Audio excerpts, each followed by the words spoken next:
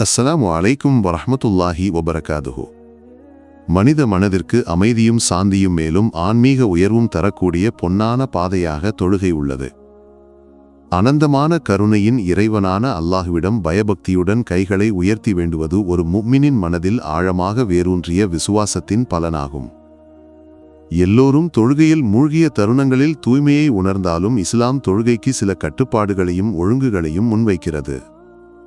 முழுமையான பக்தியுடன் பதிலை எதிர்பார்த்து தனது துன்பங்களை ஒரே இறைவனான அல்லாஹ்விடம் முன்வைப்பது அதில் முக்கியமானது. மகத்தான இப்ராஹிம் நபி அலைஹிஸ்ஸலாம் அவர்களின் தொழுகையின் பலனாக அவரது முதுமையில் மகன் பிறந்தார். யூனுஸ் நபி அலைஹிஸ்ஸலாம் மீனின் வயிற்றிலிருந்து விடுதலை பெற்றார். அய்யூப் நபி அலைஹிஸ்ஸலாம் ஆரோக்கியத்தையும் செல்வத்தையும் மீண்டும் பெற்றார். மனித குலத்தின் தந்தையான ஆதம் நபி அலைஹிஸ்ஸலாம் தனது பிரியமானவரை கண்டடைந்தார். இவை அனைத்தும் தொடர்ச்சியான தொழுகையின் பலனாகவே நிகழ்ந்தன. அதேபோல் மனிதன் மரணித்தவுடன் எல்லாம் முடிந்துவிட்டது என்று நாம் நம்புவதில்லை. மரித்தவர்களுக்காக செய்யப்படும் தான தர்மங்களும் தொழுகைகளும் மற்ற நற்காரியங்களும் பயனளிக்கும் என்று பல ஹதீஸ்களால் உறுதிப்படுத்தப்பட்டுள்ளது. அவர்களுக்காக உயிருடன் இருப்பவர்கள் செய்யும் நற்காரியங்களின் பலன் அவர்களின் கப்ரில் தொடர்ந்து கிடைக்கும். வரலாற்றின் உள்ளறைகளை ஆராயும் போது 4 பேர் கொண்ட ஒரு குடும்பத்தின் கதை நமக்கு கிடைக்கிறது. தந்தையின் மரணம் 3 பெண் பிள்ளைகளையும் பெரிதும் பாதித்தது.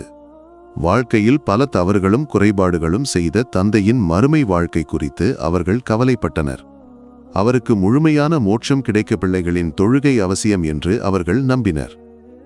இரவு நேரமானால் மூவரும் வீட்டை விட்டு வெளியேறி தந்தையின் கப்ரை சந்திப்பார்கள். தந்தைக்கு சலாம் சொல்லி மனம் உருகி அல்லாஹ்விடம் தொழுவார்கள்.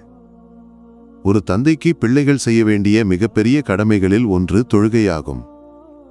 பின்னர் வரலாற்றில் ஒரு பண்டிதரின் கனவு தரிசனத்தின் மூலம் அந்த தந்தையின் மறுமை வாழ்க்கை வெற்றிகரமாக இருந்தது என பதிவாகியுள்ளது. உலகை படைத்த இறைவன் மனிதனுக்கு தனது கருணையை பொழிவதும் மனித குலம் அல்லாஹ்விடம் வேண்டுவதும் ஒரு புண்ணிய நற்காரியமாகும். உடலும் மனதும் ஒன்றாகி தாழ்மையுடன் ஒரு உத்தம அடிமையாக மாறுவதே நாம் செய்ய வேண்டியது. மரித்தவர்களின் அமைதிக்காகவும் துஆ பயனளிக்கும். அது அவர்களுக்காக செய்யப்படும் முக்கியமான காரியங்களில் ஒன்றாகும். நாம் மரித்தால் நமக்காக தொழுகை செய்யும் பின் சந்ததிகளை அல்லாஹ் நிலைநிறுத்தட்டும்.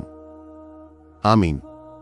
இந்த வீடியோ உங்களை சென்றடைய காரணமானவர்களுக்கு மறக்காமல் துஆ செய்யுங்கள். இன்ஷா அல்லாஹ் மற்றொரு வீடியோவுடன் மீண்டும் சந்திப்போம். துஆவுடன் அஸ்ஸலாமு அலைக்கும் வரஹ்மத்துல்லாஹி வபரகாதுஹு.